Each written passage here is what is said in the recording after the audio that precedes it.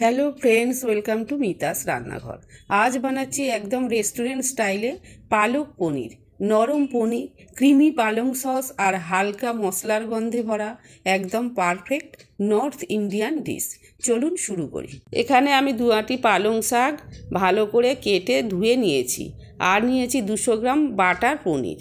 পনিরটা ছোট ছোট টুকরো করে কেটে বন্ধুরা, এটা এত সুন্দর খেতে।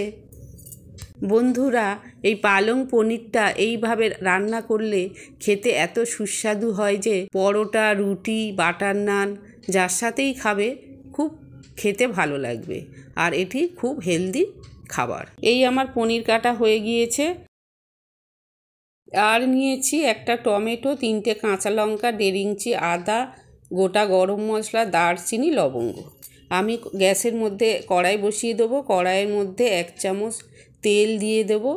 তেলের মধ্যে দেব 1 চামচ গোটা জিরে, টমেটো, আদা, কাঁচা লঙ্কা, গোটা গরম মশলা, দারচিনি, লবঙ্গ দিয়ে হালকা করে ভেজে এর মধ্যে পালং শাকগুলো দিয়ে দেব। দিয়ে ওপর থেকে 1 চামচ লবণ ছড়িয়ে দেব, দিয়ে ঢাকা দেব।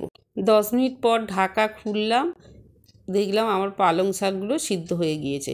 এটা একটা পাত্রের মধ্যে ঢেলে নেব। নিয়ে ঠান্ডা হয়ে গেলে মিক্সারের মধ্যে দিয়ে পেস্ট করে নেব। মিক্সারের মধ্যে দিয়ে দেব থালায় যেটুকু জল ছিল ওটাও মিক্সারে দিয়ে দেব। আর দেব ফ্রেশ ধনেপাতা। কড়াইয়ের মধ্যে তেল দিয়ে দেবো 1 চামচ। তেলটা ভালো হয়ে গরম হলে টুকরো করা পনিরগুলো দিয়ে দেব। দিয়ে হালকা করে ভেজে একটা পাত্রে অল্প একটু ঠান্ডা জল দিয়ে সেই থালার মধ্যে তুলে নেব পনিরগুলো। জলের মধ্যে রাখলে পনিরগুলো খুব নরম হয়, খেতে খুব টেস্টি হয়। বন্ধুরা, শীতের সিজনে এই পালং শাক খুব পাওয়া যায় আর এটা বানানো খুব ঝামেলা নয়, খুব তাড়াতাড়ি সহজ পদ্ধতিতে হয়ে যায়।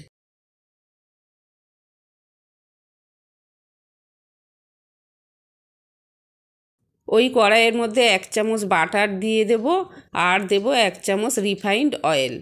দিয়ে হালকা করে নেড়ে তার মধ্যে দিয়ে দেব একটা শুকনো লঙ্কা। লঙ্কাটা একটু ভাজা ভাজা হয়ে গেলে এর মধ্যে দেব পালং পেস্টটা করেছিলাম, সেই পেস্টটা দিয়ে দেব। দিয়ে ভালো করে নাড়াচাড়া করব। নাড়তে নাড়তে বেশ একটু শুকিয়ে আসবে। এর মধ্যে দিয়ে দেব মিক্সার জারটা ধুয়ে জল। এখানে আমি পনির ভেজানো জল ব্যবহার করেছি। এরপর দেব 1 চামচ জিরে, 1 চামচ ধনে, 1 চামচ লঙ্কার গুঁড়ো, 1 চামচ হলুদ, 1 চামচ লবণ দিয়ে সব একসাথে ভালো করে মিশিয়ে নেব। আমি আগে পালং শাকে 1 চামচ লবণ ব্যবহার করেছিলাম, তাই এখানে 1 চামচ লবণ দিলাম। আপনারা স্বাদ অনুযায়ী লবণ আর ঝালটা ব্যবহার করবেন। ঠান্ডা জল দেওয়ার দরকার এখানে নেই।